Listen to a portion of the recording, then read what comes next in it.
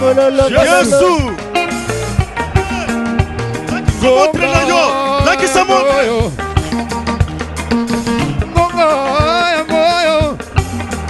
Yalo sambo yangoyo. Yabikamwa yangoyo. Yesu asala bikamo. Oyo bakangami bakangola. Yesu, Yesu, Yesu, Yesu. Soki bolalaki bolamuka, tosala lolenge nyonso ya mabondeli, tobelela moto po tokunda bitumba ya molimo, sobeleki moto tosala lolenge nyonso ya mabondeli, tobelela moto po tokunda bitumba ya molimo, tobelela moto po tokunda bitumba ya molimo.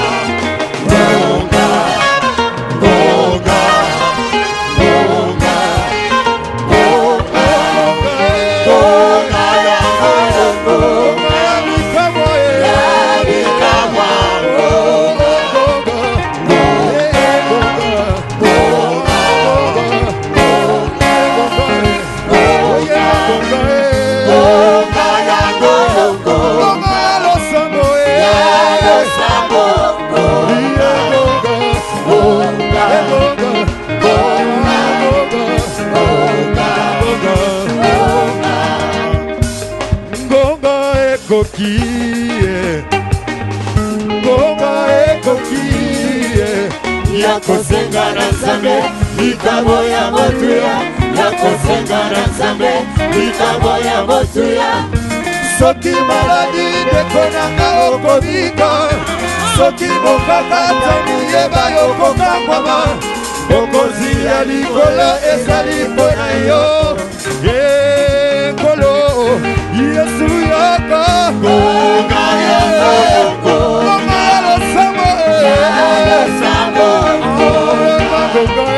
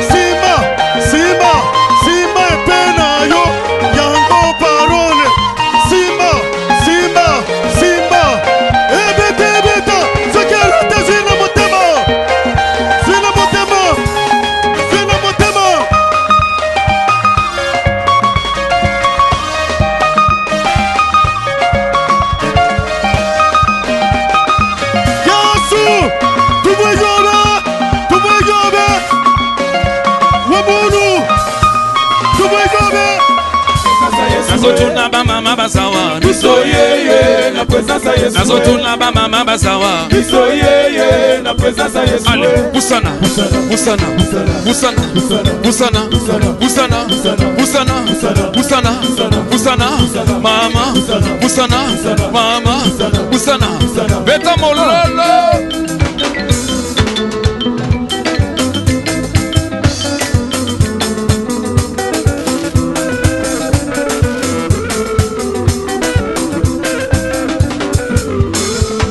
Massa joli, ebongana nanye. Massa joli yo yo yo yo, ebongana Yesu.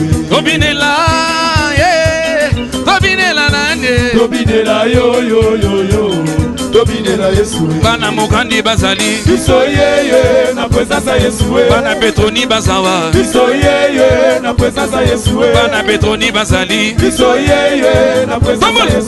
Bambola, bambola, bambola, bambola, bambola, bambola, bambola, bambola, bambola, bambola, bambola, bambola, bambola, beta mololo.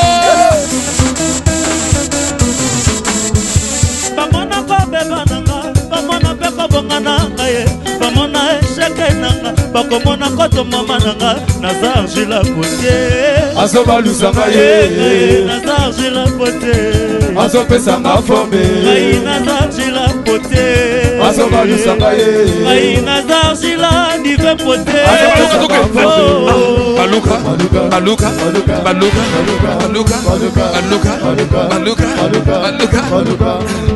Massa joli, ebongana nanye. Massa joli yo yo yo yo, ebongana Yesu. Bana Petroni bazawa. Biso yeye na présence ya Yesu. Boussana na mona yo. Biso yeye na présence ya Yesu. Boussana, Boussana, Boussana, Boussana, Boussana, Boussana, Boussana, Boussana, Boussana, Boussana, Boussana, Boussana, Boussana. Massa joli, ebongana nanye. Massa joli yo yo yo yo, ebongana Yesu. Okumisa, okumisa nanye. Okumisa yo yo yo yo, okumisa Yesu. Oyembela nanye, oyembela nanye. Oyembela yo yo yo. Allez toke.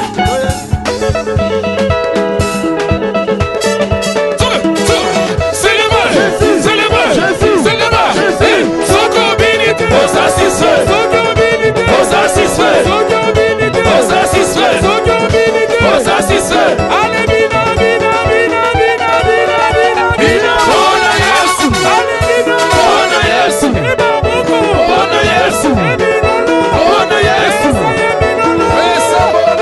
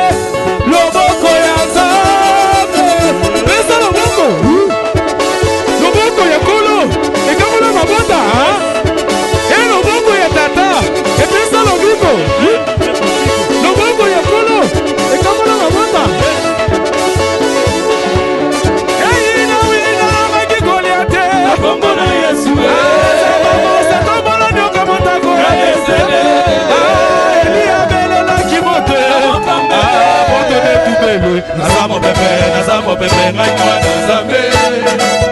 Nazamo pepe.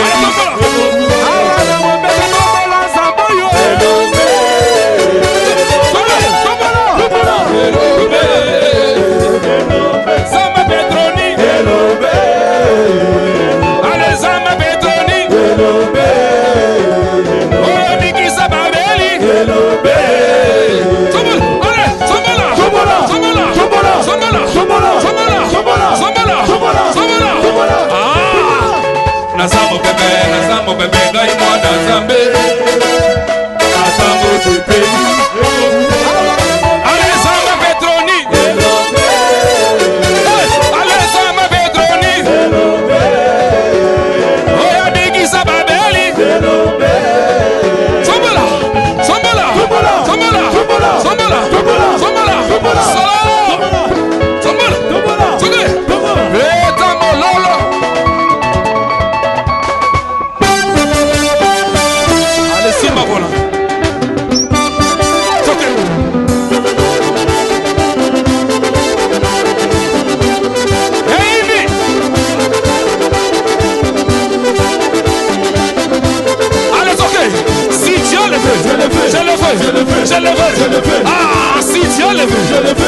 je le veux. Soki Samba boy. Nabona. Naboy. Soki Samba boy. Naboy. Mama Mazalia. Poussala, maman, poussala. Toke. Maman Basate. Basate.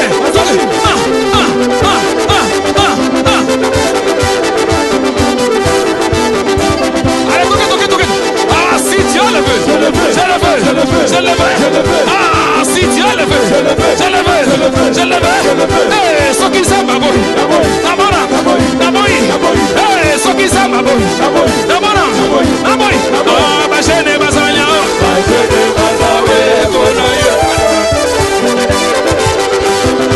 Tikaye, papa, tikaye.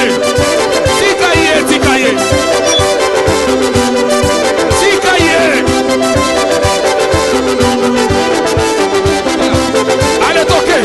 Si Dieu le veut, je le fais. Ah, si Dieu le veut, je le fais. Hey, Soki Samba boy. Nabona. Naboy. Hey, Soki Samba boy. Naboy. Abana Petroni Basalia.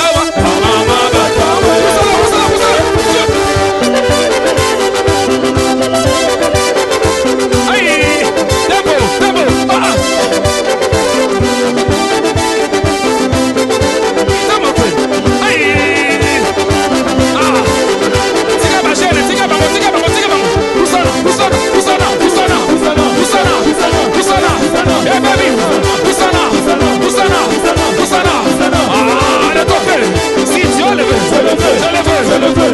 Je le veux. Ah, si Dieu le veut. Je le veux. Hey, Soki Samba boy. Nabona. Hey, Soki Samba boy. Naboy. Ekonime Basalia.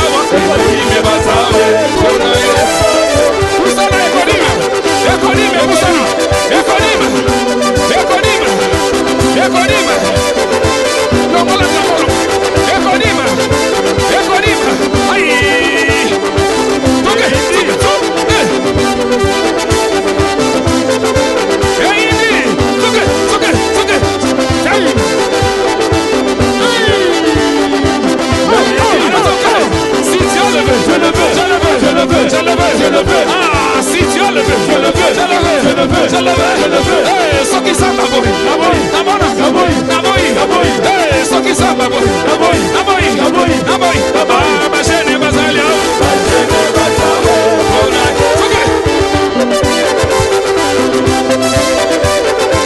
Hey, à la Dieu, si Dieu je le veux. Amen. Bien-aimé, shalom. Que mon Dieu vous bénisse. Que mon Dieu vous comble de ses merveilles. Que cette journée soit une journée spéciale pour toi.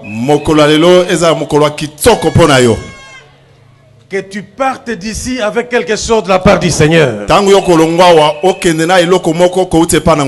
Je suis convaincu que ce soir, Dieu est à l'œuvre. Je suis convaincu que ce soir, celui qui était venu malade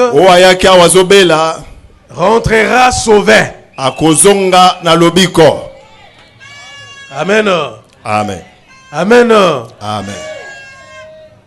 Bien-aimé, avant toute chose, permettez que je rende gloire à notre Seigneur et Sauveur, à notre Dieu créateur, qui a voulu que toi et moi on soit en ces lieux ce soir. Je voudrais vraiment lui présenter toute ma gratitude, parce que sans lui, on ne serait pas là où nous en sommes. Permettez que je dise merci à Adonai. Que je dise merci à El Shaddai. Que je dise merci à Jéhovah grand Dieu.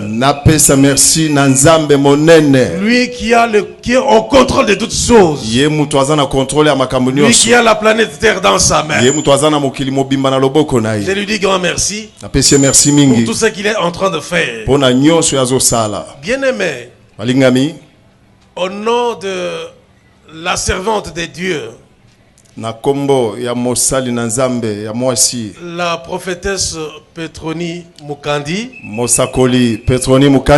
et à mon nom personnel, je voudrais vous présenter mes sincères remerciements. Particulièrement pour les serviteurs de Dieu de Mombele qui ont prouvé que nous sommes une même famille. La famille du Très-Haut. La famille de Jésus-Christ. Vraiment, c'est un exemple à suivre ailleurs. Amen. Amen. Nous allons lire dans les livres de Luc.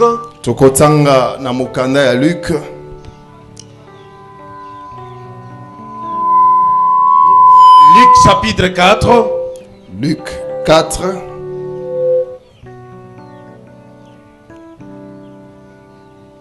Nous commençons à partir du 14e verset. Tokobanda na 14e verset. Luc 4, tobandi na verset 14.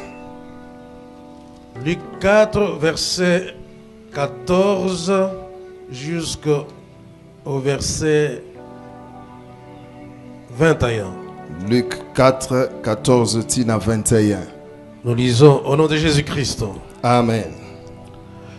Jésus, revêtu de la puissance de l'Esprit, retourna en Galilée et sa renommée se répandit dans tous les pays d'alentour. Il enseignait dans les synagogues, il était glorifié par tous. Il se rendit à Nazareth, où il avait été élevé. Et selon sa coutume, il entra dans la synagogue le jour du sabbat. Il se leva pour faire la lecture. Et on lui remit les livres du prophète Ésaïe. L'ayant déroulé, il trouva l'endroit où il était écrit: L'Esprit du Seigneur est sur moi, parce qu'il m'a oint pour annoncer une bonne nouvelle aux pauvres. Il m'a envoyé pour guérir ceux qui ont le cœur brisé, pour proclamer aux captifs la délivrance et aux aveugles les recouvrements de la vue, pour envoyer libres les opprimés, pour publier une année de grâce du Seigneur. Ensuite, il roula les livres, les remit aux serviteurs et s'assit. Tous ceux qui se trouvaient dans la synagogue avaient les regards fixés sur lui. Alors, il commença à leur dire: Aujourd'hui, cette parole de l'Écriture que vous venez d'entendre est accomplie. Bongo Yesu azongi na Galilée, atondi na nguya ya Molimo Santu.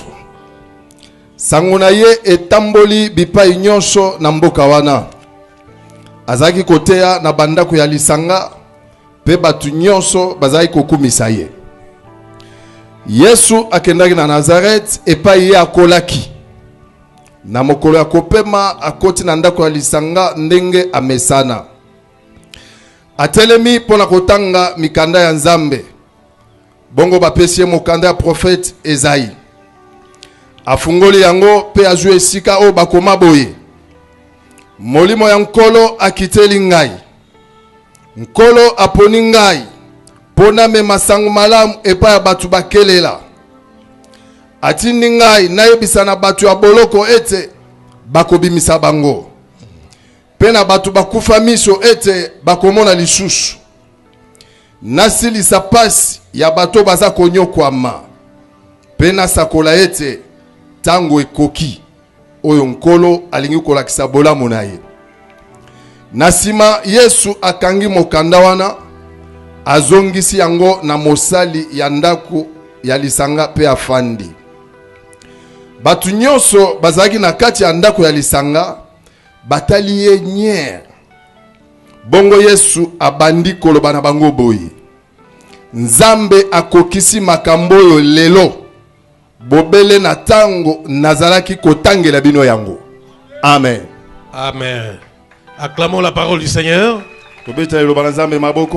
Que le Saint-Esprit soit à l'œuvre pour ouvrir l'entendement de chacun. Parce que ta bénédiction dépendra de ce que tu auras entendu. Et surtout de ce que tu auras compris.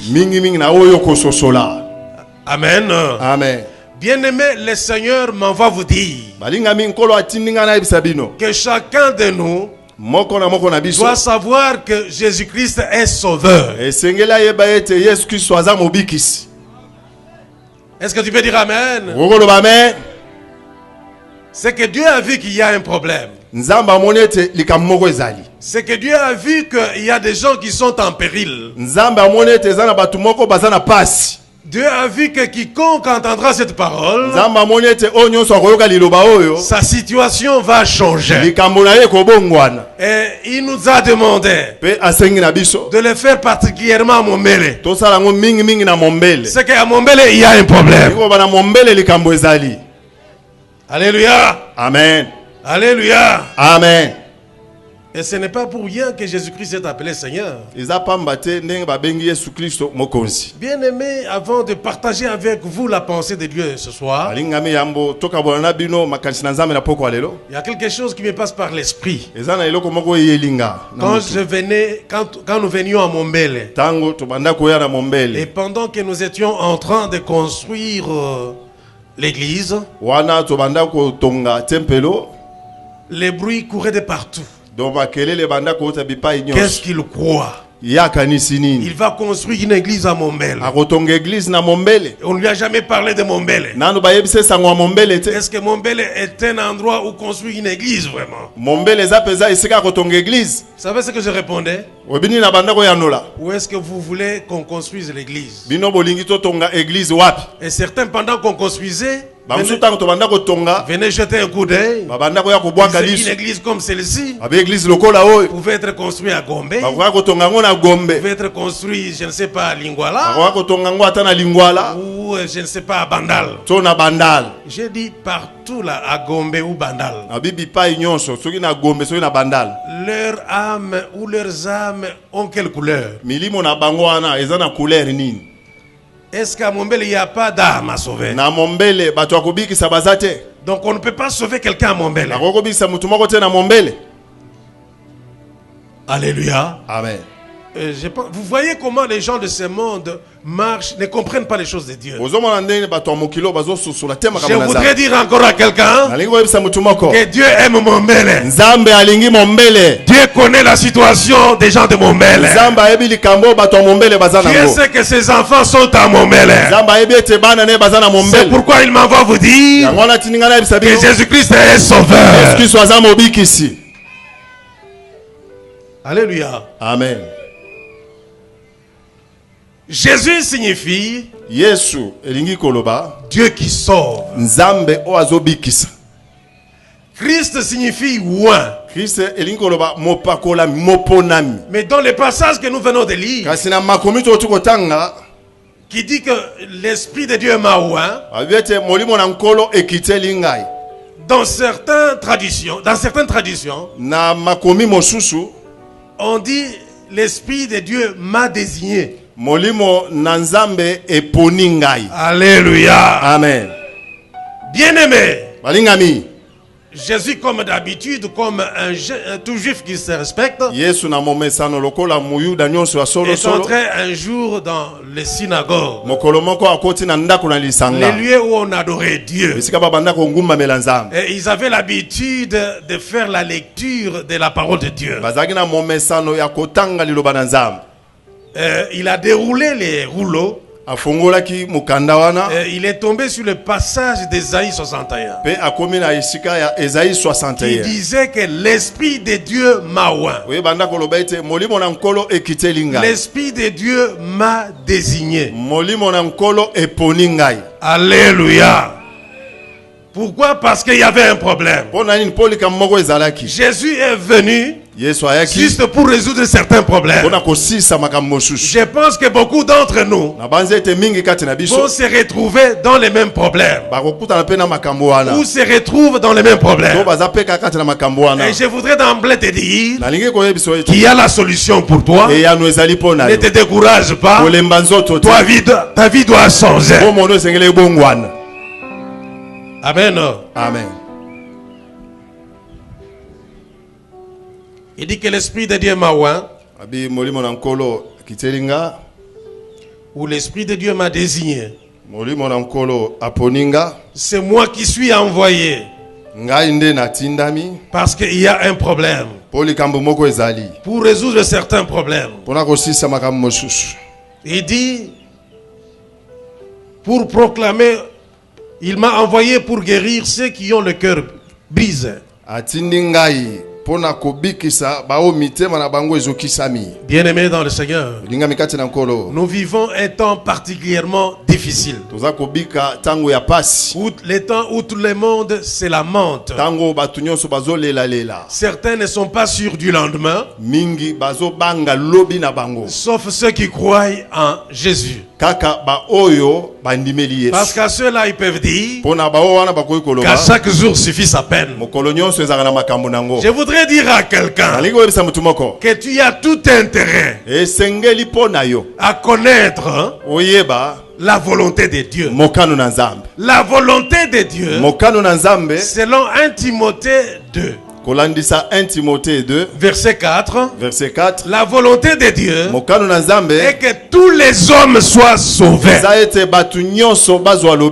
Alléluia. Amen. Toi qui ne le savais pas, Dieu veut que tu sois sauvé. Je dis bien tous les hommes sans exception. Alléluia. Amen. Jésus est venu pour les hommes, tous les hommes, je veux dire les hommes de toutes les couleurs, les hommes de toutes les nations, les hommes de toutes les tribus. Il n'est pas venu simplement pour les blancs. Je dis bien, il est venu aussi pour les noirs, pour les juifs et les non-juifs. Toi qui penses que tu as un Dieu à toi qui s'appellerait Dieu des noirs, mais qui n'a pas de nom, viens à Jésus parce que tu es dans l'erreur. Alléluia. Amen. Jésus dit qu'il est venu parce qu'il y a des gens qui ont le cœur brisé. Les gens vivent dans les soucis, dans le désespoir. Les gens qui ne savent quoi faire face aux vicissitudes de la vie. Jésus vient juste pour leur annoncer qu'il y a encore de l'espoir pour eux. Ils ne peuvent pas désespérer. Ils mettent de côté leurs soucis, parce qu'en Jésus-Christ tout est possible. Est-ce que tu avais désespéré? Est-ce que tu as des soucis? Et pourquoi tu as des soucis? Pourquoi tu as des remords? Pourquoi tu as désespéré? Jésus-Christ sait te donner ce que ton cœur désire. Amen. Amen. Pour proclamer aux captifs la délivrance. Ici, bien aimé, c'est très important. Mombele est réputé un coin où il y a ce qu'on appelle le fétichisme. Et certains peut-être ont peur de dire tout haut ce que moi je suis en train de vous dire. Mombele est réputé. Mombele est réputé comme un coin lokola esika oyo où il y a la pratique de magie ou de maraboutage. o bato asoloka baza mingi na ba Là où il y a marabout ce genre de pratiques, bisika bisalelo ndenge wana ezali c'est qu'il y en a qui sont esclaves. eza pe na ba mosusu baza baumbu Mais il y a un point très important. kasi na likambo ya motuya Avant de développer la suite des idées, ya moto fongola makanisi je voudrais dire à quelqu'un, nalinga koyebisa mutu que moko tu sois homme ou femme, ozala mobali to que tu mwasi sois enfant, ozala mwana tous nous avons un ennemi. biso nyonso toza na monguna moko Nous avons un ennemi. toza na monguna moko Cet ennemi, monguna wana ce n'est pas ton frère, aza ndeko na ce mobali n'est te pas ta soeur, aza ndeko na ce mwasi n'est te pas ton oncle, aza ndoko na yo ce n'est te pas ta famille, aza libota na ce yo n'est te pas ton quartier, aza quartier na yo ce te n'est pas ton avenue. aza balabala na yo Cet te ennemi, monguna wana c'est le péché. eza lisumu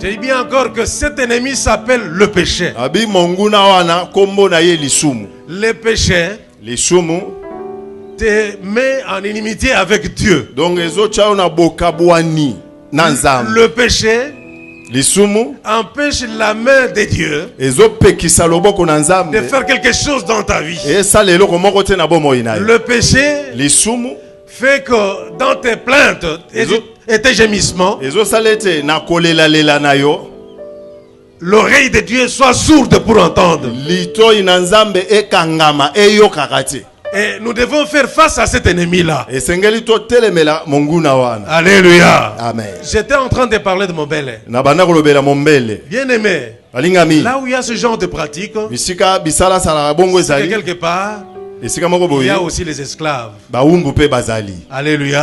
amen C'est qu'il y a les gens qui sont retenus dans leur filet. eza na bato bakangami na minyama na bango Parce que ces services viennent du diable. po misala oyo euti nde pa Le diable diable est présenté dans la Bible hein, diable batalisi ye na comme bible celui qui vient pour tuer et égorger. lokolo azoya kokata mitu mpe koboma Le diable ne bénit jamais. diable apambolaka te Cependant, à Momele, wana na mombele c'est un endroit eza esika où oyo les gens vont consulter certaines personnes oyo bato bazokende kotala bamosusu pour trouver solution à leurs problèmes. mpona kozwa biyano na makambo na bango Aujourd'hui, Dieu m'envoie te dire lelo nzambe atindi ngai nayebisa que yo Jésus-Christ est sauveur. ete yesu kristo aza Il n'y mobikisi a que lui seul, kaka ye moko lui seul, ye moko que Dieu a désigné. nde oyo nzambe aponaki Lui seul, Dieu l'a désigné ye moko nzambe aponaki pour donner solution à ton problème, mpona kosilisa likambo na yo pour te sortir de la situation dans laquelle tu te trouves. mpona kobimisa yo na pasi oyo oza nango Je voudrais dire à quelqu'un alinga koyebisa mutu moko que tu n'es pas sur cette terre pour être esclave de quelqu'un. oza na mokili awa te mpo oyo ozala moumbu ya mutu Mais si tu vis dans le péché, soki oza kobika na masumu tu seras esclave des féticheurs. okozala mowumbu ya banganga Tu seras esclave des magiciens. okozala mowumbu ya bato ya soloka Tu seras esclave des petits sorciers. okozala mowumbu ya bandoki ya mike mike Si tu as compris, dis Amen. soso eloba amen Notre ennemi, c'est le péché. monguna na biso eza nde Les lisumu gens se sont rendus captifs hein, bato bamikangisi à cause du péché. mpo na lisumu Alléluia. Mais quand Jésus-Christ est venu, ntango yesu kristo ayaki quelque chose s'est passé. eloko moko esalemi Je voudrais dire à quelqu'un nalinga koyebisa mutu moko que Jésus-Christ est réellement incomparable. yesu kristo bakokokanisani na mutu Nous mosusu l'appelons l'incomparable. akokani na mutu Parce te que ce qu'il a fait, oyo asali ce qu'il fait, oyo azosala dépasse tout entendement. toelekeli mayele ya Même le bato chef de ton village ata nkumu ya mboka na n'est yo pas capable de faire ce que Jésus-Christ peut faire dans ta vie. aza na makoki te ya kosala oyo yesu kristo akosala na bomoi na yo Alléluia. amen Quand il est venu, ntango ye ayaki c'est parce qu'il y avait les gens gardés en captivité quelque part. eza na bato moko boye bakangamaki esika La moko Bible boye dit, bible ezoloba c'est lui qui vit dans le péché, oyo aza kobika kati na est masumu esclave du péché. aza mowumbu ya masumu Et le chef du péché, mpe mokonzi ya masumu c'est Satan. eza satana Si tu as compris, dis encore Amen. soso eloba amen Si tu vis dans le péché, soki ozobika kati na masumu c'est Satan qui va prendre le contrôle de ta vie. satana nde azosenza likolo ya bomoi na La yo mission de Satan etinda ya est satana de tuer et d'égorger. eza ya kokata mitu mpe koboma C'est de détruire. eza ya kobebisa Voilà pourquoi la vie de certaines personnes sont détruites. tala mpona nini bomoi ya bato mosusu eza ya Les vies de kobebisa certaines personnes sont détruites bomoi ya bato mosusu eza ya parce kobebisa qu'elles-mêmes vivent dans le péché. po bango moko baza kobika kati na Mais masumu Dieu a initié le salut. nzambe nde moto abie na lobiko Alléluia. amen Est-ce que je voudrais que quelqu'un dise Amen.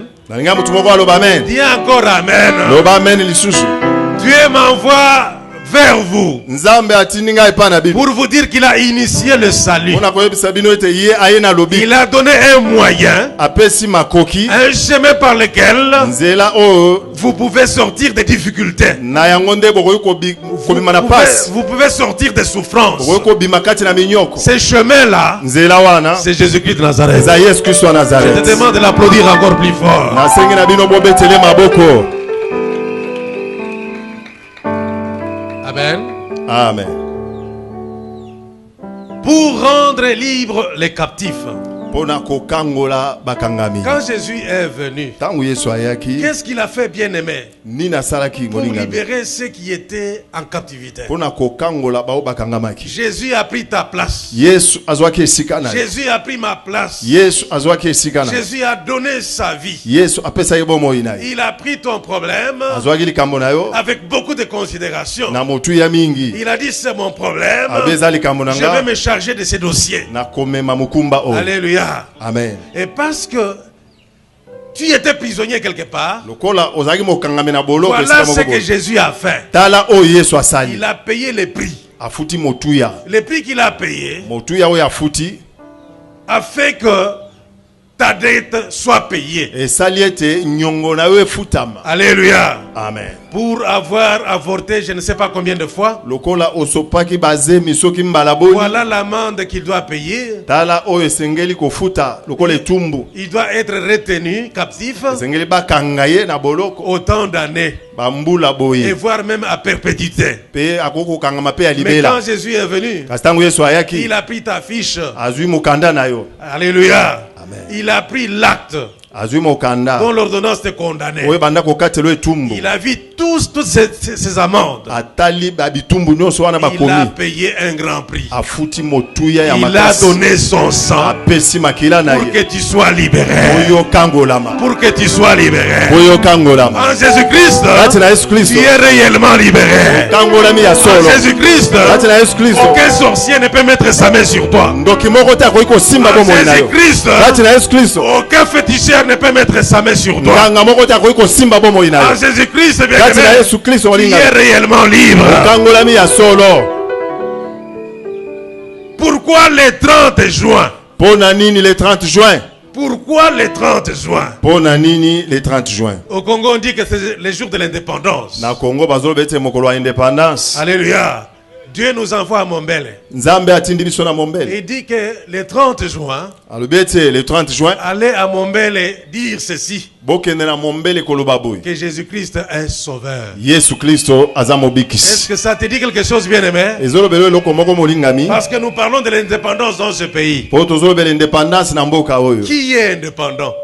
Nani o aza Qui indépendant? peut se dire qu'il est indépendant? Nani wako koloba ete aza indépendant? Celui qui est indépendant O aza indépendant est libre de ses mouvements. aza na bonsomi na makambo na ye Celui nyonso. qui est indépendant O aza n'est indépendant pas comparé à un esclave. okoko kanisa ye na moumbu te. Alléluia. Amen. Il n'est pas à comparer avec un prisonnier. Akokani te na moto wa Parce boloko. que pour un prisonnier, Pona moto wa boloko on dit qu'on lui a refusé le droit d'aller et de revenir. bapekisi ye kokende pe kozonga. Il n'est pas libre de ses mouvements. Aza na bonsomi te na makambo na Je ye. voudrais dire à quelqu'un Alinga koyebisa mutu qui moko. entend cette bonne nouvelle Oazoka sango malamu que oyo. si le Fils ne t'affranchit pas, Soki mwana akangoli yo si asikoli yo te. Jésus-Christ ne t'affranchit pas, Soki Yesu Kristo asikoli yo alors tu te. n'es pas libre. Wana uza na Mais bonsomi tout te. celui Kasi na oyo qui a nyonso. reçu Jésus-Christ, Wayambi Yesu Kristo. il est réellement libre. Ya solo penza aza na bonsomi. Il est réellement Ya solo indépendant. penza aza na bonsomi. Alléluia. Amen.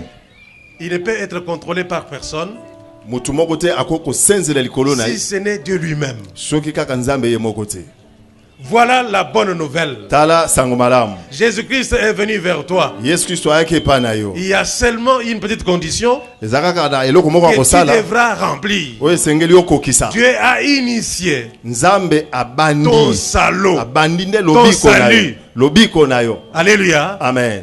Mais il attend une réponse de ta part. Kasi azozela eyano kouta epai na Je yo. vais te montrer comment tu vas formuler cette réponse. Na kotaliso ndenge nini okoki kopesa eyano wana. Et ta vie va changer. Mpe bomoi na yo ekobongwana. Est-ce que nous pouvons acclamer pour le Seigneur? Tokoki kobetela mokonzi maboko. Alléluia. Amen. Quand on parle de la délivrance, Tango bazolobela kokangolama. cela veut dire qu'il y a une dette à payer quelque Elingi part. koloba nyongo moko ya kofuta ezali. Alléluia. Alléluia. Amen.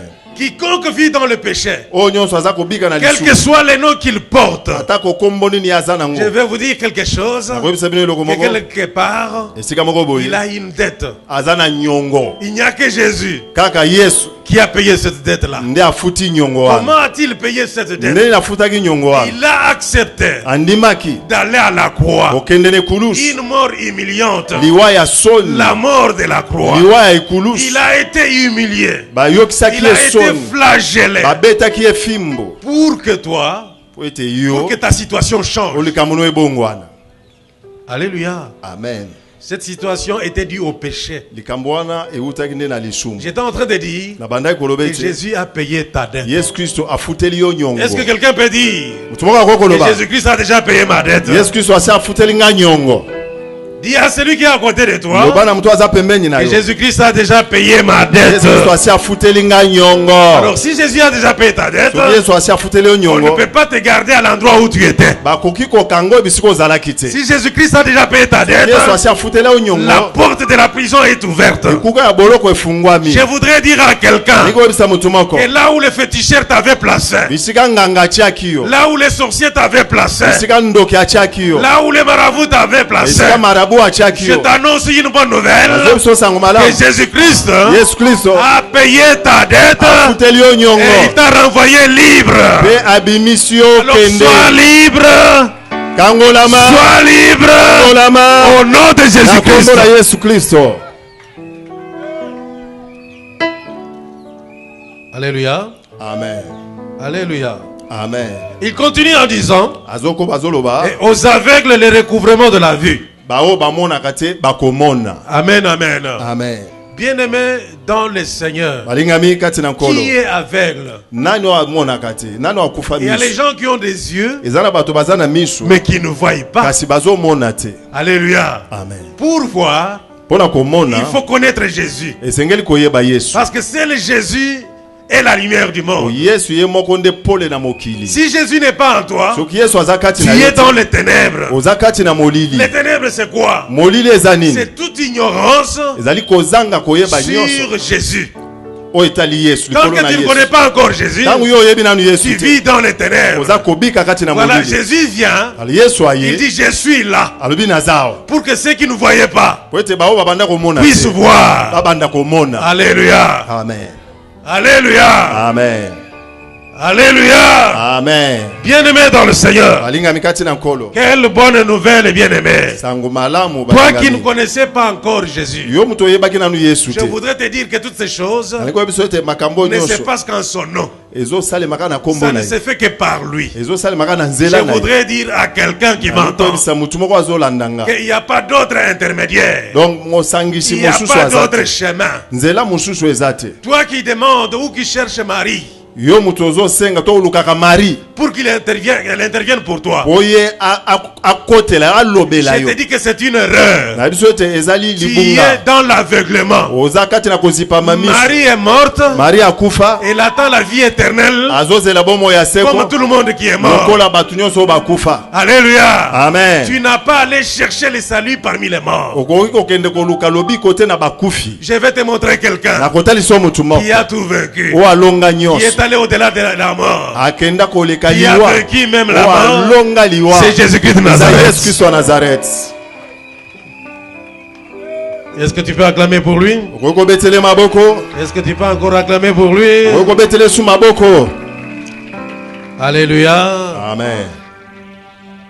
Jésus-Christ, quand il est venu bien-aimé, Yesu Kristo tango ayaki balingami. il a fait même ce que nos ancêtres n'ont pas fait pour nous. Asalaki o bakoko na biso basalaki te pona Ce biso. qu'aucun de nos membres de nos familles peut faire. Oyo moko te ya mabota na biso akoki kosala. Il a accepté la mort humiliante. Andimaki liwa ya soni. Bien-aimé, Balingami. il a été cloué à la croix. Babakaki ye na ikulusu. Et là, il a été percé. Kuna batobolaki epanzi. L'eau et le sang ont jailli. Mai na makila ebimaki. Bien-aimé, Balingami. il a crié haut et fort. Agangaki makasi. C'était les stars. De telestai. Tout est accompli. Nyonso ekokisami. En entrant dans ces synagogues, Na kokota na ndako ya lisanga. après avoir lu, Sima ya kotanga. il est allé se mettre sur la chaise réservée au Messie. Akai kofanda na kiti oyo babombelaki Messi. Alléluia. Amen. Les gens se sont regardés. Batu batalani. Qu'est-ce qu'il va encore faire? Nini susu akosala. N'est-ce pas les fils de Joseph et de Marie? Wana mwana Joseph na Mais Marie. cette chaise-là est réservée au Messie. Si kiti wana babombela Messi.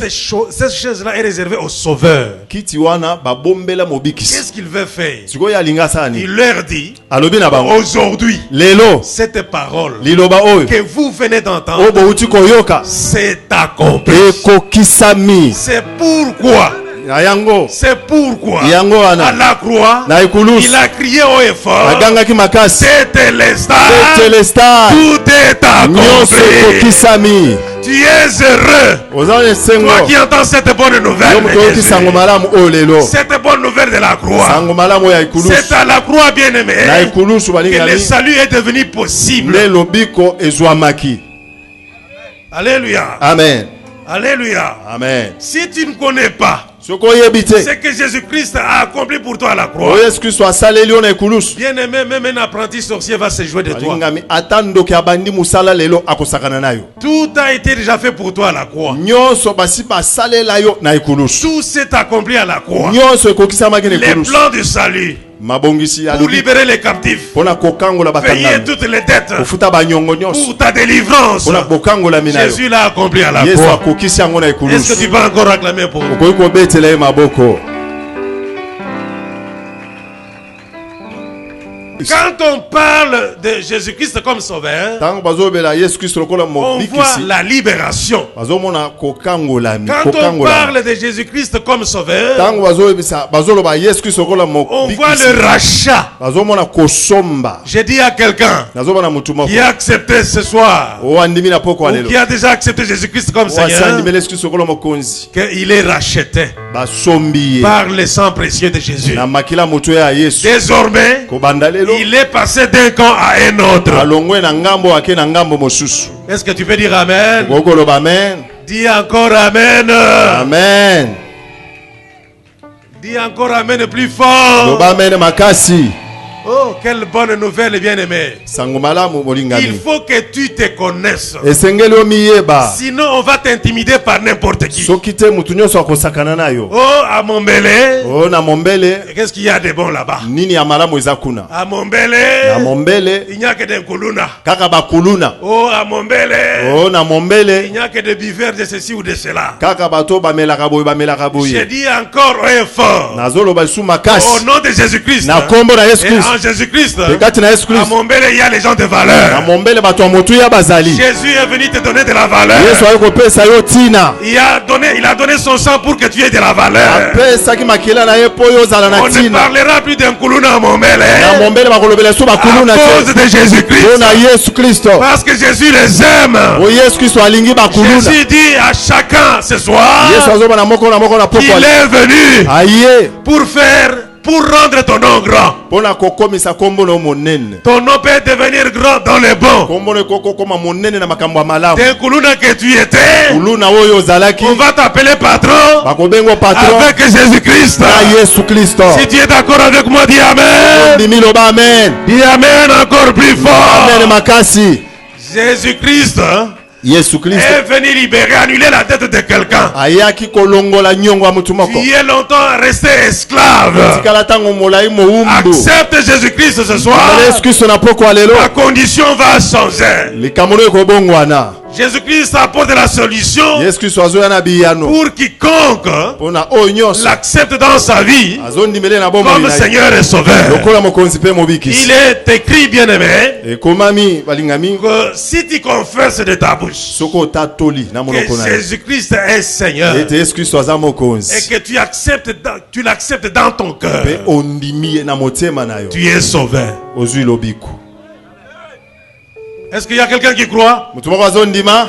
Est-ce qu'il y a quelqu'un qui croit que Jésus-Christ est sauveur? Mutu moko azondima ete Yesu Kristo aza mobikisi. Est-ce qu'il y a quelqu'un qui croit que Jésus-Christ est venu changer sa condition? Mutu moko azondima ete Yesu Kristo aye kobongola makambo na ye. Je ne connais pas la provenance de ta maladie. Nayebi esika bokono no ewuti te. On t'a retenu captif longtemps. Bakanga yo tango molai. Jésus-Christ est venu ce soir. Yesu Kristo aye na poko alelo. Conformément à ce qui est écrit Olandisa oyo ekomami. dans Isaïe 55, verset 3, Na Isaïe 55 verset 3. qu'il s'est chargé de nos souffrances. Ye amemaki bapasi na Il biso. a porté nos maladies. amemaki bokono na biso Il n'y a que lui, Jésus-Christ. kaka ye Yesu Kristo. Laissez-moi dire à quelqu'un Tikana bisa mutu que moko Jésus-Christ est incomparable. ete Yesu Kristo akokanyi na mutu te. Alléluia. Amen. J'ai dit encore haut et fort, Nazoloba su makasi mon frère, ma soeur, ndeko mobali ndeko mwasi Mahomet n'a porté la maladie de personne. Mahomet amema maladi ya mutu moko te. Viens à Jésus. Yake pa na Yesu. Viens à Jésus. Yake pa na Yesu. Quelque chose va se passer dans ta vie. eloko moko ekosalema na bomoi na Je yo. voudrais dire à quelqu'un Nalinga koyebisa mutu moko que le Dieu de ton village, nzambe ya mboka na yo je ne wana connais pas son nom, nayebi kombo na ye il ne te s'est jamais chargé de tes souffrances. atikala komemele o Mais bapasi te. Jésus-Christ est venu, Kasi Yesu Kristo ye il aye a porté tes souffrances. amemaki bapasi na yo. Il y a une condition. Kasi eloko ya kosala eza Est-ce moko. que tu l'acceptes? Eske ozondimela ye Tu acceptes qu'il soit ton Seigneur? ondimi ete aza na mokonzi na Je yo. voudrais dire à quelqu'un, nalinga koyebisa mutu moko pour que Jésus te sauve, mpo Yesu abikisa yo pour qu'il te guérisse, mpo ye apesa lobiko pour qu'il te guérisse ce soir, mpo apesa lobiko na nzoto na poko wa lelo accepte-le d'abord comme Seigneur. ndimele ye nanu lokola mokonzi Comme na ça, yo il sera ton sauveur. wana sikoyo akozala mpe Si tu es mobikisi na d'accord yo. avec moi, dis Amen. soko ndimi loba amen. Dis encore Amen plus Loba fort. amen makasi Être Seigneur, kozala c'est que mokonzi désormais, elingi koloba kobanda que lelo tu prennes la décision ozwa mokano de te faire conduire par la parole de Dieu. omitika liloba na nzambe etambwisa yo Désormais, kobanda lelo que tu ne t'intéresses qu'aux choses de Dieu. obanda kotala kaka na makambo na nzambe Désormais, kobanda lelo que tu fasses ce que la parole de Dieu te demande de faire. obanda kosala kaka oyo liloba na nzambe ezosenga osala Ainsi, tu iras de progrès en progrès. wana yo kokende bofuluki na La bofuluki maladie va disparaître. bokono ekolimwa Tu réussiras dans tout ce que tu entreprendras. okolonga na nyonso okosala. Bien-aimé dans le Seigneur, alingami kati na ton nkolo mariage qui était gardé captif libala na yo ekangamaki esika moko boye. sera libéré. bakokangola Ta yango maternité qui était gardée kobota na yo captive bakangaki sera libérée ekofungwama parce que Jésus-Christ est là ce soir. o yesu kristo aza awa na Est-ce poko que tu lelo. l'acceptes? ondimeli ye Est-ce que tu l'acceptes? ondimeli ye Tu l'acceptes dans ta vie? ondimeli ye na bomoi na yo Est-ce que tu peux confesser okoki kotatola qu'il est ton ete Seigneur? aza mokonzi na yo Cela va te coûter quelque chose, bien-aimé. wana ekosenga yo eloko moko molingami. Que quelqu'un prenne la décision ce soir mutu moko azwa mokano na poko ya lelo de changer sa manière de vivre. kobongola bizaleli na ye. Donc certaines fréquentations donc bisika mosusu obanda kotambola doivent disparaître de sa vie. esengeli elimwa na bomoi na yo. Désormais, kobanda lelo seule la parole de Dieu va l'intéresser. kaka liloba na nzambe nde kosepelisa ye. Bien-aimé, Jésus vient dire à quelqu'un ce soir alingami yesu aye koyebisa mutu moko na que poko ya tu n'as lelo aucun intérêt à faire du mal aux autres. okoki oza na ntina te ya kosala bato mosusu Il te mabe donne la chance azopesa chance de réussir dans tout ce que tu vas entreprendre po yo longa na nyonso sans okosala tenir compte de ton appartenance tribale. wana azotala bisika yo outa te Que tu sois sans parents, ozala ozanga baboti Jésus vient te consoler. yesu aye kopangisa mai na Il a de miso bonnes choses à faire dans ta vie. aza na makambo ya malamu ya kosala na Il te bomoi na ye. demande une chose. azosenga yo eloko Est-ce que moko tu l'acceptes comme Seigneur et Sauveur? eske ondimeli ye lokola mokonzi mpe mobikisi na yo. Alléluia. Amen. Dans Acte 4, Na acte 4 versets 10 à 12, 10 à 12 on nous raconte ce qui s'est passé avec l'apôtre Pierre. bazoyebisa biso oyo esalemaki na ntoma Pierre. L'apôtre Pierre avait guéri quelqu'un d'un âge de plus de 40 ans. Ntoma Pierre abikisaki mutu moko azalaki na bokono koleka ba 40 ans. Les chefs de l'époque l'ont interpellé bakonzi ya ntango wana pour lui bakangi demander pourquoi il a fait ce miracle mpona kotuna ye mpona nini osali bikamo et au oyo nom de qui il a fait ce miracle. mpe osali bikamo oyo na nkombo ya Il nani. prend la parole et il dit, azwi maloba alobi pour avoir fait du bien à quelqu'un, lokola nasali bolamu na mutu c'est la raison pour laquelle je suis interpellé. yango wana bakangi nga. Et voici ma réponse. Tala eyano na ngai. Parce que vous demandez au nom de qui j'ai fait cela. Lokola botuni nazosala makambo na kombo ya Je nani. vous dis que c'est au nom de Jésus-Christ Nayebisi bino ete eza nde na que kombo na vous Yesu Kristo. aviez crucifié. Oyo bino bobakaki na C'est ekulusu. au nom de Jésus-Christ Na kombo na Yesu que Kristo. vous aviez rejeté. Oyo bino bobwakisaki. Lui qui était la pierre angulaire. Ye mutu azalaki libanga ya Il tala. est venu Ayaki. pour que les desseins de Dieu s'accomplissent dans la vie de chacun. Ete mabongisi na Nzambe ekokisama Mais na bombo ya vous mutu l'avez nyonso. rejeté. Kasi bino bobwakisaki ye. C'est en son nom. Na kombo na Parce qu'il ye. n'y a que lui. Po eza kaka Et lui ye. seul Kaka ye qui moko. a été désigné, Nde wapona qui a maki. été envoyé Watindamaki. pour résoudre le problème de l'homme. Pona kosisa likambo ya mutu. C'est en son nom. Na kombo na ye. C'est en son nom Na kombo na que ye. j'ai fait ce miracle. Nde na sali Que bikambo cet shino. homme-là est guéri. Wana mutu wana zui lobiko.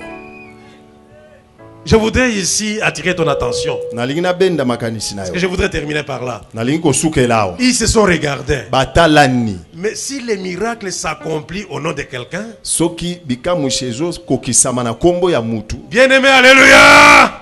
Amen. Alléluia. Amen. À l'époque là, Na tangu wana. pour que quelque chose s'accomplisse au nom de quelqu'un, Po eloko moko ekokisama na kombo ya mutu. il faut que la personne soit en vie. Esengeli mutu wana aza na bomo. Mais c'est Jésus-Christ est mort. Kasi Yesu Kristo ya kufi. Nous avions même corrompu Topesaki kanyaka. pour qu'on dise que vraiment pendant que les gardes dormaient, Po balobete tango ba garde ses balalaki. disciples sont venus enlever son corps. Baye koli na ye baye kobi Et koyiba maintenant, il y a des ebembe. miracles qui s'accomplissent en son nom. Sikoyo eza na bikamushi ezosalema na kombo na ye. Allons-nous dire, Sikoyo tokoloba nini? devant pareil miracle, Liboso ya bikamushi ya mais nous boye. n'avons pas de raison. Toza na raison te.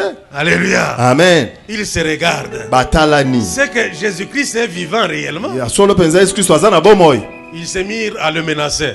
Babandi kogangela bango. Désormais, Kobanda lelo. ne parle plus en ce nom-là. Bolo basu na kombo wana Allez, te. quitte ici vite. Ali longo ambango. Alléluia. Amen. Parce que le peuple était témoin de ce miracle-là. Po batu nyonso bazaki ba témoin ya bikamushi wa. Qu'est-ce que je veux dire? Nalingi koloba Que ni. Jésus-Christ Yesu Kristo est incomparable akokani na mutu te. parce qu'il a vaincu la mort. Oya longa liwa. Nous ne pouvons le comparer à personne Okanisa na mutu te. parce qu'il est ressuscité. Oya sekui. Il a vaincu la mort. Alonga liwa. Le salut devient opérationnel lobiko ekomi na mosala quand on parle de la résurrection de Jésus. tango bazolobela lisekwa na Yesu. La croix rend possible le salut. Ekulusu ezomema lobiko. Mais la résurrection Kasi lisekwa rend le salut opérationnel. ezokomisa lobiko na mosala. Tu peux chercher partout. Okoki koluka bipai Tu peux nyonso. sillonner partout. Okoki kotambola bipai Tous nyonso. ils sont morts. Bango nyonso Ils bakufa. sont pourris dans leur tombe. Bakufa na nkunda na Mais dans le bango. tombeau de Jésus, Kasi na nkunda na il Yesu. est vide.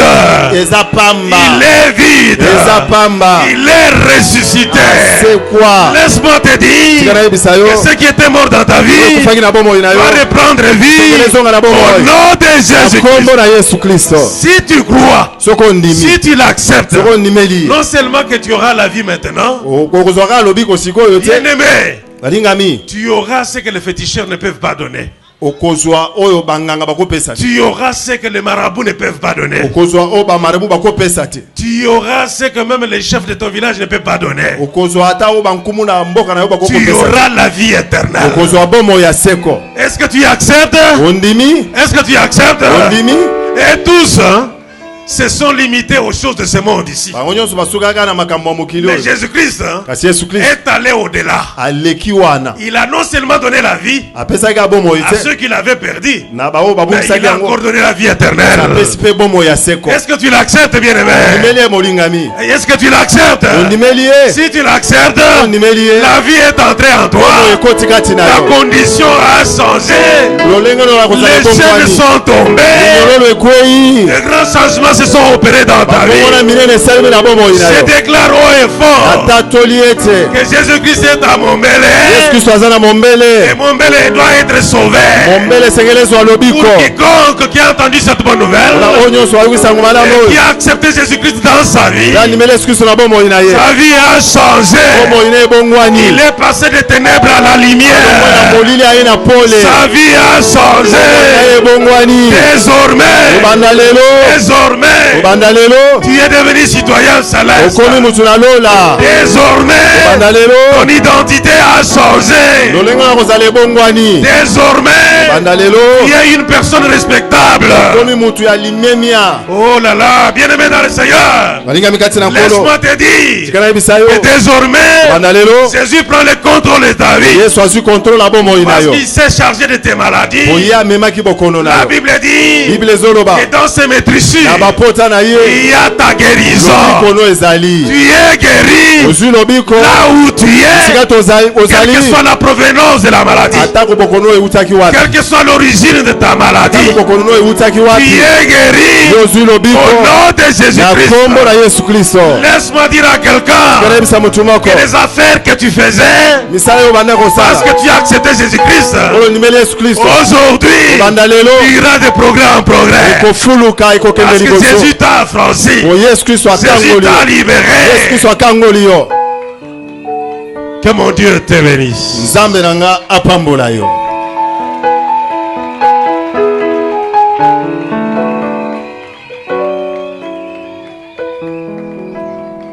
Nous allons prier. J'appelle moi-même rapidement la servante de Dieu, Mukandi Petroni, la prophétesse qui va nous accompagner dans cette deuxième partie. Est-ce que tu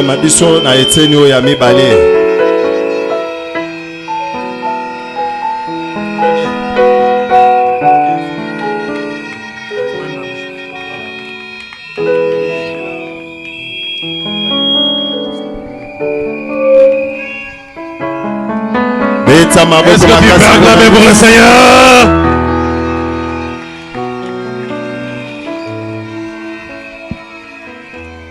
Alléluia.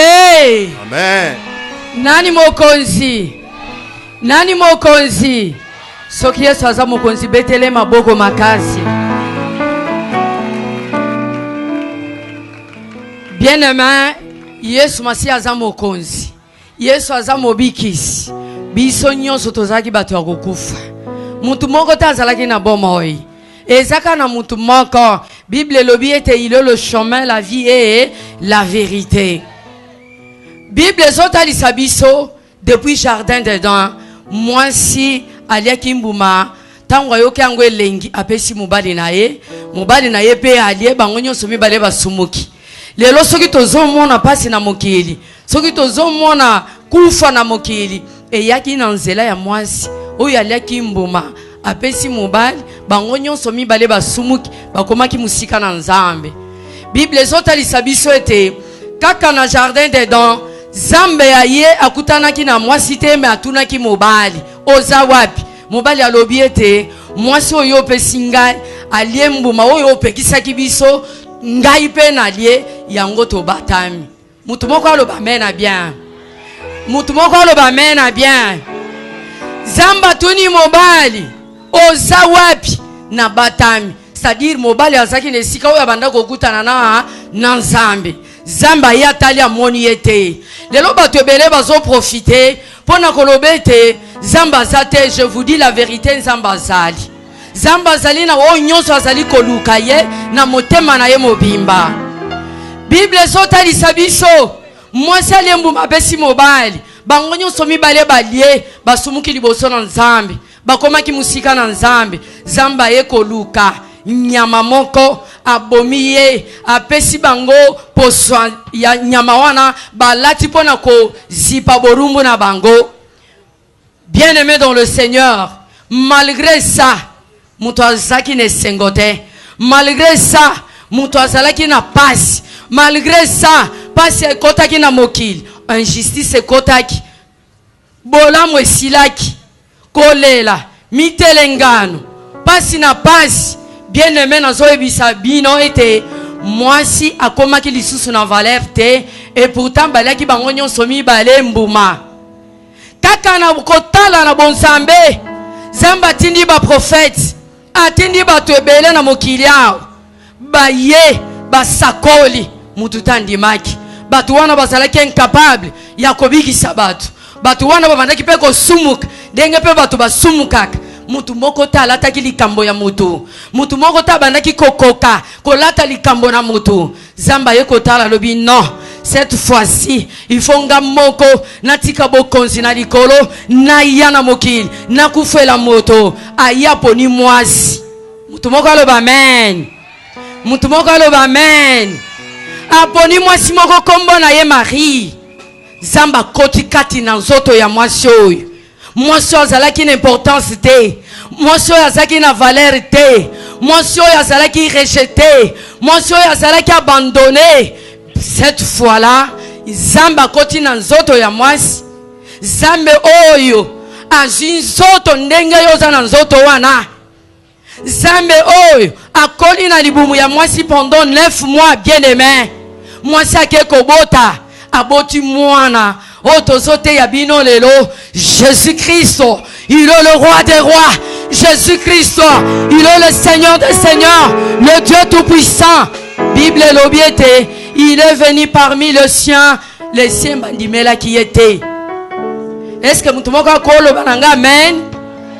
Loba amen a bien. Loba lisusu amen. Yesu aye. Ayaki ndenge nini? Abotamaki ndenge mwana abotamaka. Akoli ndenge mwana kolaka. Alataki ndenge mwana alataka. Na sima nango Yesu tango mission na ye oyo azali nzambe kati na bato ekokaki ifala kufa ne kulusu. Tango akufi ne kulusu, bien amen. Bible lobiete mobali nyonso ya botami na mwasi, mwasi nyonso ya botami na mwasi, oyo ya botami na lien héréditaire, oyo ya botami na maladie héréditaire, oyo ya botami na sorcellerie, oyo ya botami kati na fétichisme, oyo ya botami kati na magie. Tango ye akoza l'esclave ndenge bauti kote ya biswawa, soki alobi kaka iyo na kombo na Yesu, oyo nyonso ekangaki ye ezofungwama. Ozalaki na mboka papa ayiba eloko abatu baloba ete papa oyo ayibi eloko oyo bana na ye bakobonga te. Lelo ozotala na famille na bino boza basi kitoko me bobalaka ta, boza mibali ya kitoko bolobaka français ya bien, bosilisa ba classe me musala eza te. Soki otali bien oza mwasi kitoko me babimaka na yo kaka bazobenga mwasi ya pikiniki, mwasi ya fete. Bisiko zawa nozo mituna tango zo mona batu mususu bazo témoigner. Nzamba pesinga libala, Nzamba pesinga musala, Nzamba pesinga boy. Ozo mituna lobi, est-ce que ça ya solo? Ngana zo ebisa yo, eza ya solo. Jésus-Christ est Seigneur, Jésus-Christ est Sauveur. Il est venu libérer les captifs, il est venu il est venu sauver ba oyo nyonso bakangamaki na boumbu ya bandoki. Bozana ndoki moko na quartier. Un magicien na quartier asakanga bana mibali nyonso alobi ete na balabala oyo na momele awa commune mobimba ya limete bana mibali bakotanga klasi te, bana mibali bakobonga te, bazala kaka bakuluna bamelaka diamba, bamelaka zododo, babomaka bato. Bien aimé okoza lozo sala makambo mususu yo kanisi ete eza malédiction famille na yo zukande eza malédiction ebisika oyo vandi. Yango lelo soki na telemiao en tant que mosakoli na nzambe nazo sakola likolo mwasi moko, nazo sakola likolo mobali moko koyebisa ete eza na mutu moko, mutu oyo alata nzoto moto kombo na ye nzambe. Nzambe oyo akota na nzoto ya mwasi azwi nzoto ya moto abotami ndenge mutu abotamaka. Aye alati atamboli alie ameli ndenge mutu amelaka. Akufi ne kulusu sima mikolo misato. Oh Yesu ya sekwi, Yesu ya zana bomoy. Bien aimé kondima na yo na minito kondima na yo maladi na yo umeli bakomo benga yo amela milangi. Loba amena bien. Lelo tozomona bato bazolinga grâce te bazozonga na loi ya mokili oyo eza condamnation na condamnation, na loi ya mokili oyo injustice na injustice. Oyo nde muto asalaki disumu mais yo muto oza condamné eza normalité. C'est pour cela Jésus-Christ, il est ton Seigneur, il est ton Sauveur. Soki ondimeli condition ezakak soki ondimeli na poko na lelo nazo bengisa benda makanisi na yo na famille na bino. Soki muto akufi po boko kisa 200,000 francs il faut kaka bosenga. Eza normalité. L'esprit du Seigneur m'a oint pour annoncer la bonne nouvelle aux pauvres. Bien aimé koza la pauvre, eza kozanga mbongo te. Koza la pauvre, ezali kozala na famille ya bandoki. Kobota manalibota bandoki. Pe koboya kondimela Yesu Kristo mokonzi pe mobikis. Yo muto yena poko na lelo. Ndimela Yesu. vie na yo ko changer. Ndimela Yesu likambo ya kozala kobikisama etali mwasi te, etali mobali te, etali mutu nyonso ya sa conscient na vie na ye alobi ete nazana libala ya katovanda nasala ke kobo nazana kati na misala molili. Aujourd'hui je prends la décision nalingi biloko yote nalingi na vivre vie ya malamu na sepela pe batu nyon ndenge batu nyonso bazo sepela kozala pauvre. J'insiste, ezalaka te kozanga mbongo.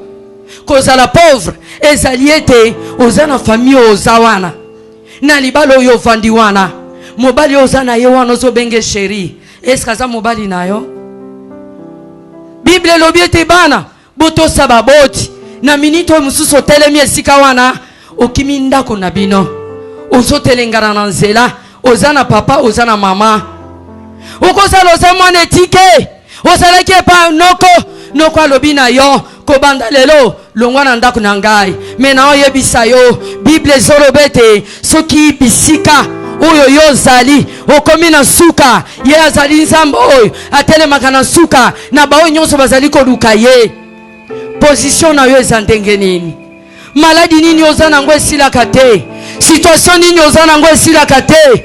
Melelo nazobenga yo yake pa na Yesu.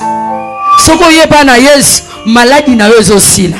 Soko ye pa na Yesu situation na yo ko changer. Soko ye pa na Yesu na motema no mobimba. Mwasi oyo bandaki kotanga makila Bible lobi ete ayokaki. Nazo ebiso ete ndoki akoki kokanga makolo. Akoki kokanga mayele na yo me matoi na yo kokanga yango te. Denge na zoloba ozo yoka ete yaka epa na Yesu situation na yo eko changer. Tu auras la bonne santé. Okozala restaurer. Yesu ayebisaki la femme samaritaine nazana mai oyo soki omeli yango posa mai ekosala nini ekosila yake pa na Yesu na maladi na yo situation na yo musala ozozwa te oyokaka balobaka Yesu mususu ondimela ye ya slogan mais lelo nazoyebisa yo Jésus Christ aza capable ya ko changer vie na yo. Jésus Christ aza l'homme capable aza neti mibali nyonso te. La femme samaritaine azaki un esprit à séduction, azaki un esprit à kindumba bando kutana na mibali ebele mibali nyonso bando ko ya likolo na ye mais ni mukolo akutana kana l'homme de Galilée Jésus Christ le ressuscité on azote ya yo crucifié après 3 jours il est ressuscité alobaki etete na kutana na mibali jamais na mona mobali aboy mobali on azote ya yo na poko na lelo Yesu Masia azali nzambe.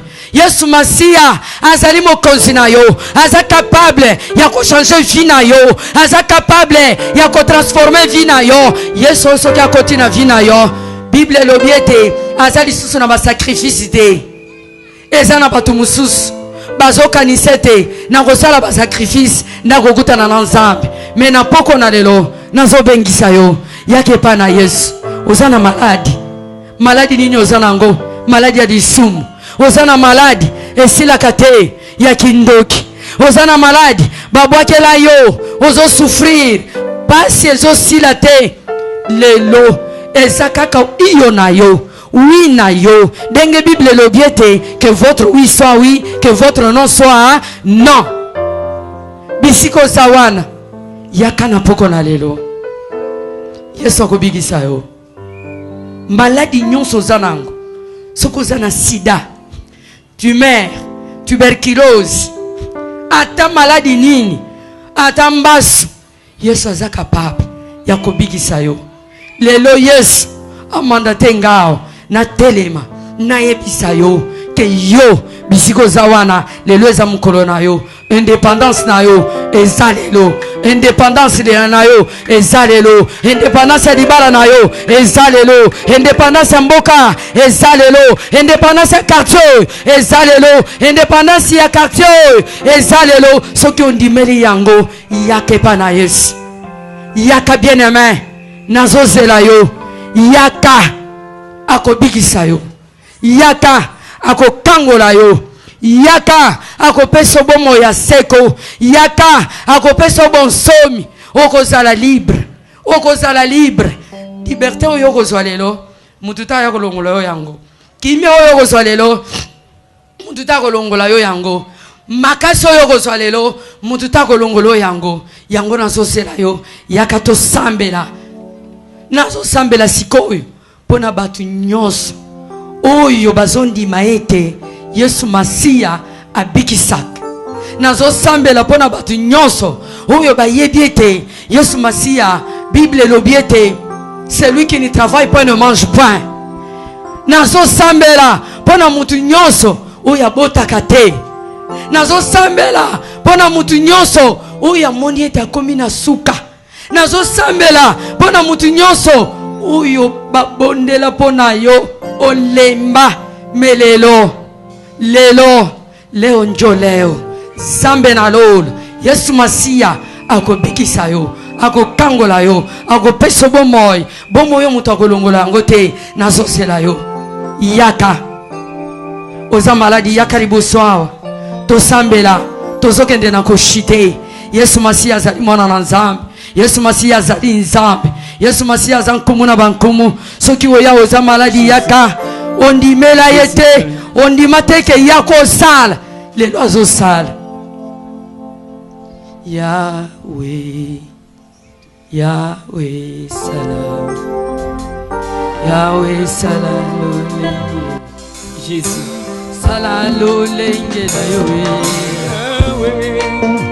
Yahweh salam, Yahweh na lo, Yahweh salam lolenge na yo, salam Nzambe na mbona, Yahweh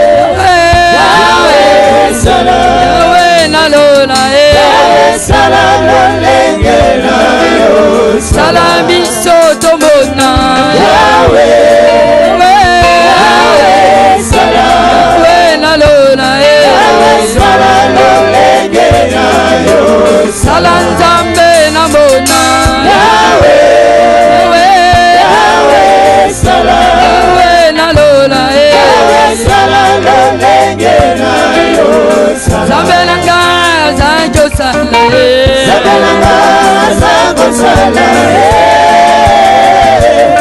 Yahweh Yabogina lokulu Nzambe na nga za elonga Zabelanga za elonga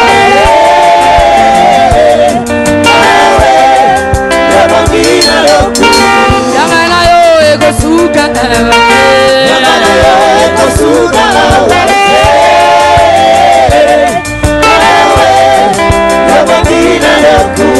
Yanga na yo ekosuka Yanga na yo ekosuka awase Yahweh Yabogina lokulu Nzambe na nga zako sala Zabelanga zako sala Yahweh Yabogina lokulu Nzambe na nga za elonga Zabelanga za elonga Yahweh Yabogina lokulu Yanga na yo ekosuka awate Yanga na yo ekosuka awase Yahweh Yabogina lokulu Nzambe na nga za elonga za elonga Yahweh Yabogina lokulu Yahweh nanga yokumama Yahweh Yokumanga Yahweh na lola yokumama Yahweh Yahweh yokumanga Belangu ya yokumama Yahweh Yahweh yokumanga Belangu ya yokumama Yahweh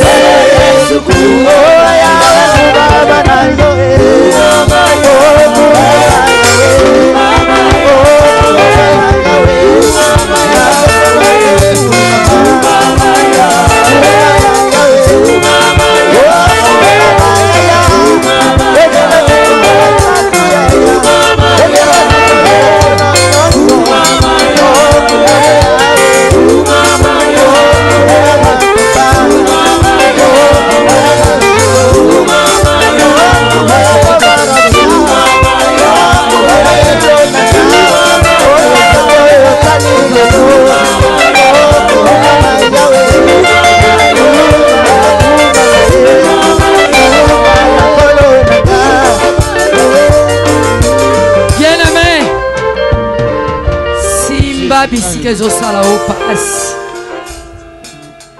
soki obotaka te simba na matrice na yo na libumu na yo bible ezoloba bien aimé soki na telemi awa eza mpona situation na yo simba bisika ezosala opasi lelo yesu okondima ete azali nzambe nzambe oyo abotama ndenge moto abotamaka Zambo nzoto moto pour que moto nyonso oyo atasi akufi ntango akotalela ye akobika maladi na yo tel que soit kombo nango soki uti na maboko ya bato nazoloba nango bima na kombo na Yesu nalobi simba bisika ezosala opasi na minito loboko na Nzambe ezotambola loboko na Yesu lisekwa Yesu mobikisi Yesu oya kangolaka ozobika na kombo na Yesu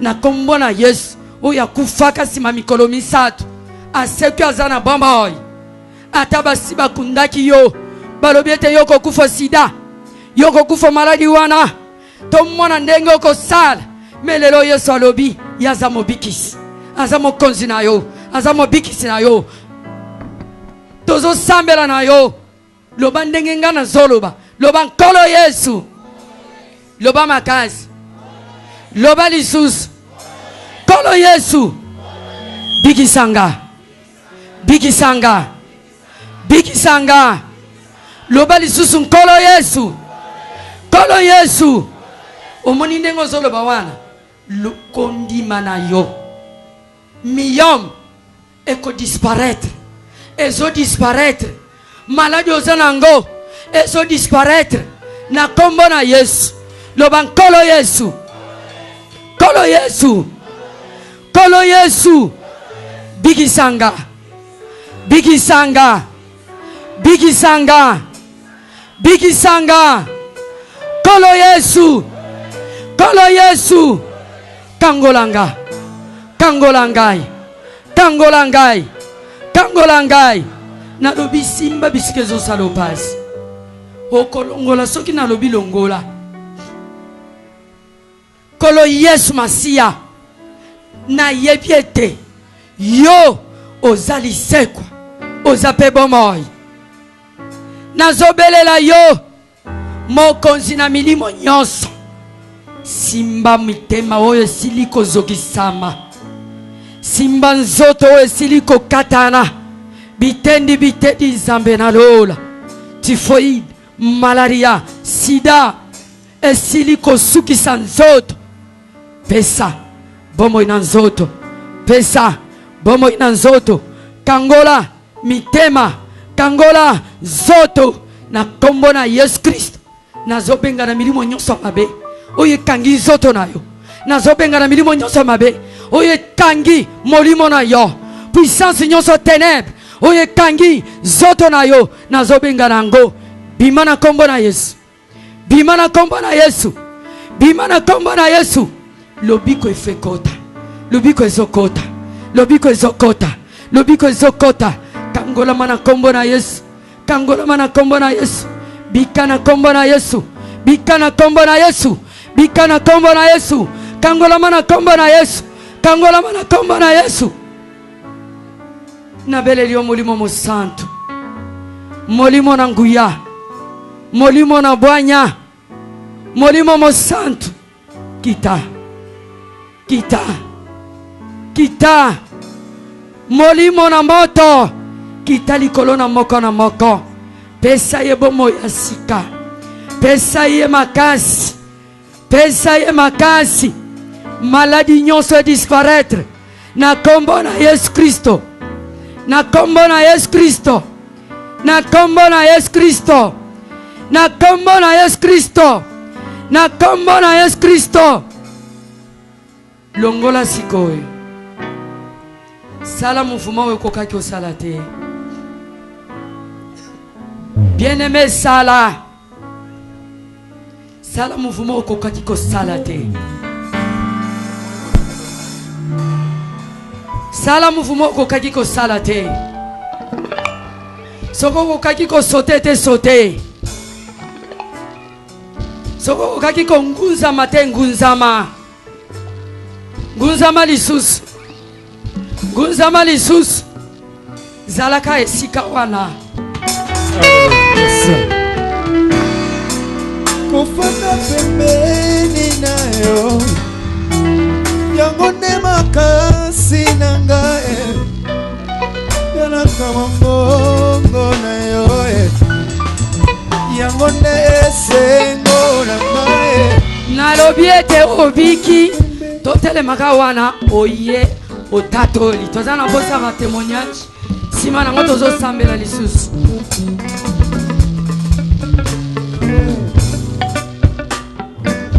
Protocole bosunga batu kuna oya zana témoignage ya Matiboi.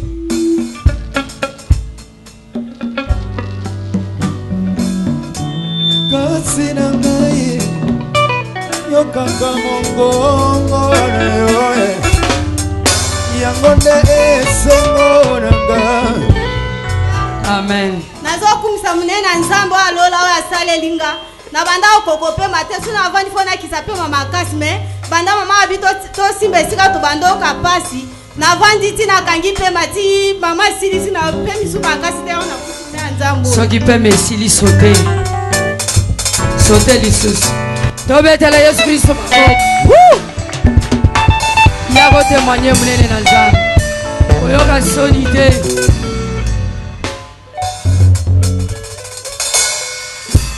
Tombola maboko no likolo. Siko mutu nyonso oyo atelemi awa. Ozokende koyamba Yesu mokonzi mpe mobikisi na yo. Loba nkolo Yesu. Kobanda lelo. Nayambi yo. Ozala mokonzi. Pe mobikisi na ngai. Pe ozala mobikisi na ngai. Kobanda lelo. Natiki vinyo so ya mabe. Loba makasi. Natiki vinyo so ya molili. Natiki vinyo so ya mabe. Nalingi nazala mwana na yo. Yo zala papa na ngai. Kolo Yesu. Tombola maboko no likolo. Kolo Yesu. Kolo Yesu. Nayambi yo. Nayambi yo. Ozala nkolo na ngai. Mobikisi na ngai. Mokonzi na ngai. Loba ozala mokonzi na ngai. Loba ozala mokonzi na ngai. Ondimiete Yesu Kristo azala mokonzi na yo. Ondimiete azala mobikisi na yo. Siko kitise maboko nona ebisa yo. Na yo muto yao. Na oyo zakuna. Kobanda lelo. Likambo ya salut. Etali mwasi te. Etali mobali te. Etali mutu nyonso. Mwasi nyonso. Mobali nyonso andimeli Yesu Kristo. Omoni ndengo lobi nkolo Yesu ozala mokonzi na ngai. Olapi ndai. Olobi ete ngai na masumu toboyan. To divorce. Kobanda lelo. Otika via masumu. Otika via komela masanga. Otika via mabe. Otika via kutime. Otika babitidi ya mabe. Olande Yesu Masia. Ndako zala mokonzi. Pe mobikisi na yo. Est-ce que toyokani? Est-ce que toyokani? Soki ondimeli Yesu. Ya solo na motema na yo. Lobi kwe koti. Kaka na minito oyo. Na lobi. Ndengo ndimeli ye. Lobi kwe koti. Eza na batu mususu. Babi kaka. Si malobiko. olobi na ndimeli Yesu lobiko ekoti epa na nga soki ya solo ndimi ya solo ke Yesu azala lobiko azala mokonzi pe mobikisi na yo betela ye maboko yo mutu ozali wana ofuta nyongo na ngai zela ndenge lobiko ekoti epa na yo loba amen na bien ndenge lobiko ekoti epa na yo bouge nzoto na yo bouge nzoto na yo bouge nzoto na yo sauter lobiko ekoti te sauter bouger zela tombola maboko no likolo. Est-ce qu'on dit kaza lobiko on dit kaza lisekwa bate ibiso ba ibiso de sa lisekwa to kote ya Yesu te tikete Yesu wana sekusa yo nyos Yesu wana bikisa yo apeso bomo ya seko. Est-ce qu'on dit yango on dit yango apeso esengo oyo muto akolongola yo te apeso esengo oyo muto oyo kosimba o lisusu te. Indépendance ekoti na vie na yo, indépendance ekoti na musala na yo, indépendance ekoti na santé na yo. Betela ye mololo.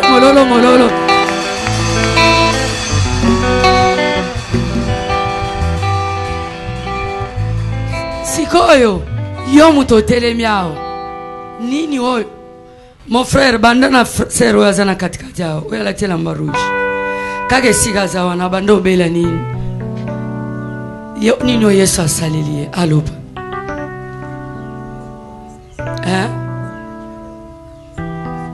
na ukite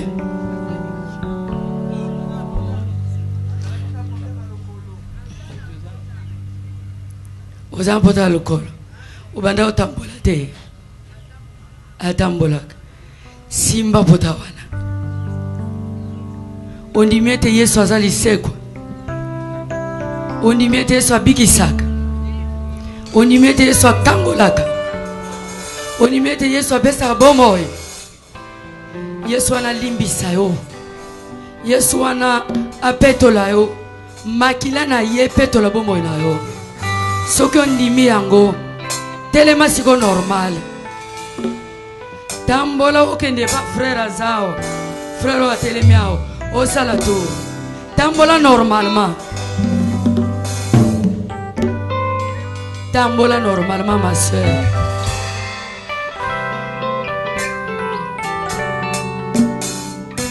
zonga lisusu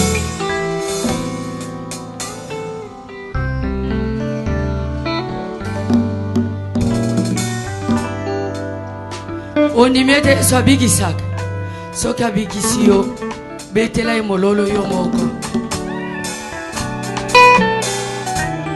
nalingi osaute 3 fois saute mbala liboso saute lisusu zamba kangoli yo sero aza na nsima kuna na yo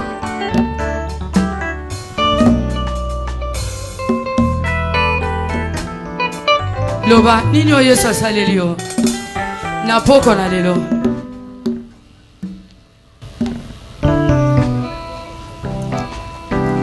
loba makasi na moka te ok ondimika apesi yo kimia tobetela Yesu Kristo maboko biso nyonso tozonga totelema mpona kosilisa Eli na basabatani telema bisiko za wana siko nazobengisa batu nyonso bino nyonso boza kuna mutu nyonso aya awa nabondela mpona ye mutu nyonso oyaki lelo awa yaka awa mama mosakola kobondela mpona yo boya liboso awa ntango bazoyembela biso bozopusana pembeni awa boya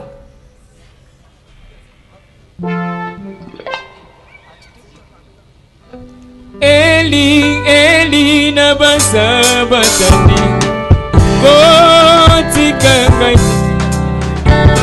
mosikoli na ngai lisungi na ngai ekotani yo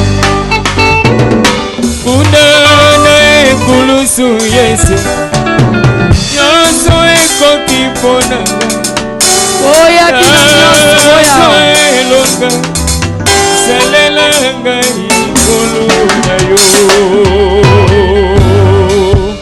mamiso nange komilitio mpona bato lelo akata esengai nani akososo oyo naza komona yango lelo lobi na komona yango te wananga mpe basengi kobongo na esengo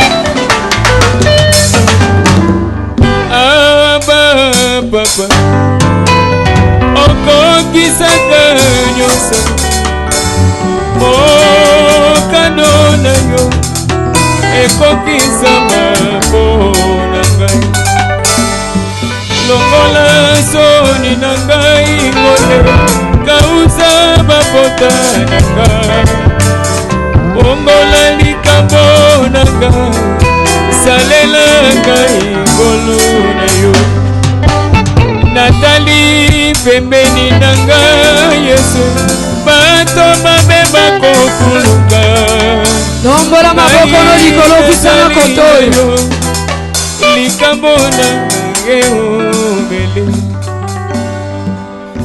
tombola maboko no likolo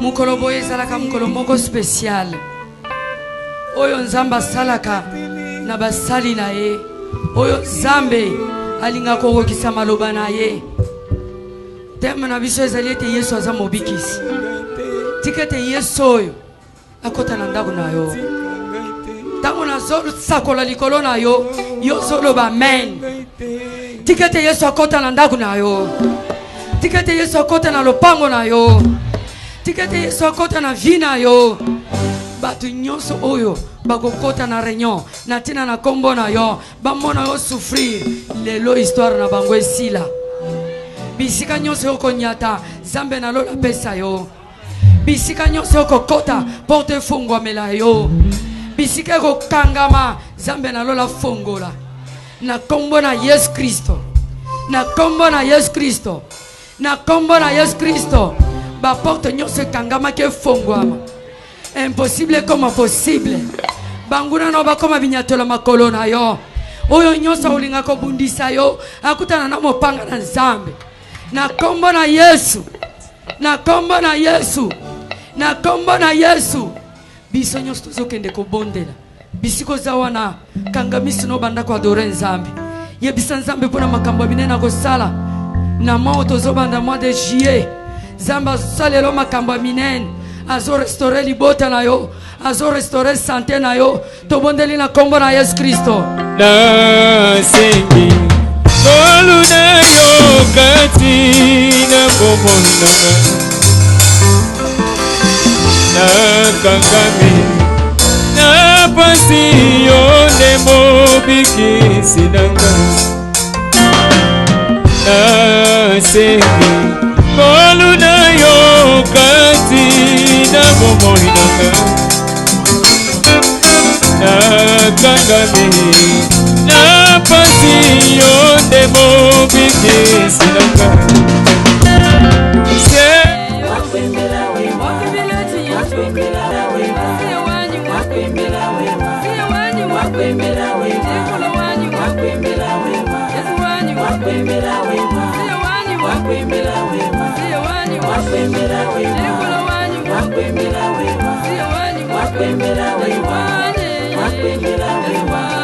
Wakwembera we